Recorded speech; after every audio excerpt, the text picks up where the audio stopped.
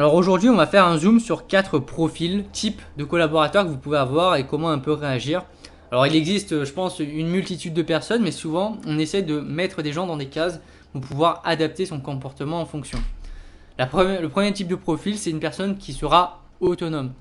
Donc c'est une personne qui va rester motivée même en travaillant seule. Donc ça existe, bien sûr. Moi, j'en fais partie d'ailleurs. C'est-à-dire que j'ai une équipe ou non, j'arrive à travailler seul de toute manière. Donc quand je suis seul, j'arrive à travailler, j'arrive à me motiver tout seul.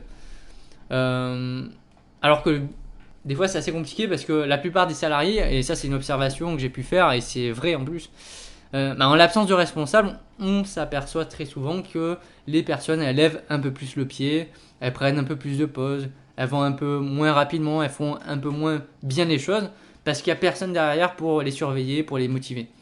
Donc ça, la personne qui est autonome, le but c'est de lui donner des responsabilités à cette personne-là parce que comme elle sait travailler seule, il faut qu'elle puisse s'alimenter de toute manière. Donc il faut lui donner des choses à faire, vous lui donnez un objectif à réaliser et cette personne comme elle est autonome et elle va travailler seule, et ben, elle va le réaliser d'elle-même. Donc ça c'est pas mal pour transférer ses compétences.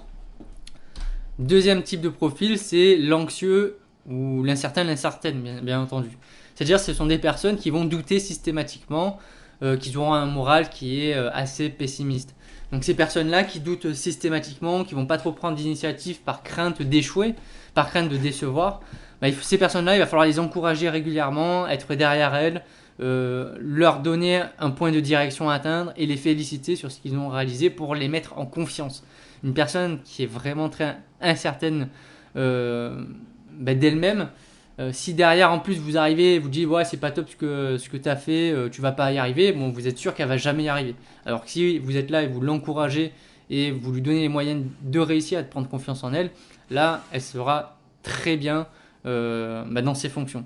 Donc moi j'ai déjà rencontré plein de personnes comme ça, c'est-à-dire que notamment une responsable en plus, qui avait un aspect de la vie très très pessimiste, qui voyait toujours noir. Donc j'essayais de lui montrer un peu les choses blanches et les choses réconfortantes à voir et pas que le mal à chaque fois. Ça c'est important à le faire, si personne ne le fait, il y aura vraiment une mauvaise ambiance dans le magasin.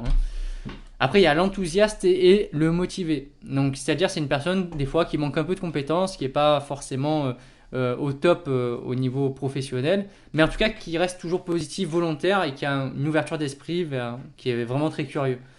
Ces personnes-là, c'est très important de les avoir parce que c'est ce qui apporte aussi beaucoup de fraîcheur dans l'équipe, beaucoup d'ambiance, et c'est super important qu'il y ait une bonne ambiance dans l'équipe. Quand vous arrivez dans un magasin où tout le monde est super motivé et enthousiaste, c'est 10 fois plus encourageant pour travailler. Donc ces personnes-là, il va falloir les accompagner, les former et faire en sorte de combler aux défaillances liées au manque de compétences de la personne. Et une personne qui sera ensuite super compétente et en plus qui restera positive derrière, donc ça sera vraiment un pilier pour vous dans votre équipe. Et enfin il y a le démotivé, donc c'est-à-dire une personne qui a peu d'envie pour son travail. Ça peut être lié à la routine, hein, avec les années qui passent, ça peut être lié à un manque de compétences ou qui n'a pas forcément envie de se former non plus, lié à une mauvaise entente dans l'équipe, donc des conflits. Ça peut être lié vraiment à des profonds sentiments de lassitude, hein, de routine. Donc ça, il en existe aussi, hein. Donc ces personnes-là, c'est plutôt un profil où il va falloir les diriger, leur donner des objectifs et d'être derrière ces personnes-là pour leur fixer à chaque fois tu fais ci, tu fais ça, et à chaque fois qu'ils ont terminé, tu fais ça de nouveau, etc. Il faut vraiment orienter leurs actions parce que ces personnes-là, si vous n'êtes pas derrière elles, elles vont se limiter au strict minimum et voire moins des fois. Donc il faut faire très attention.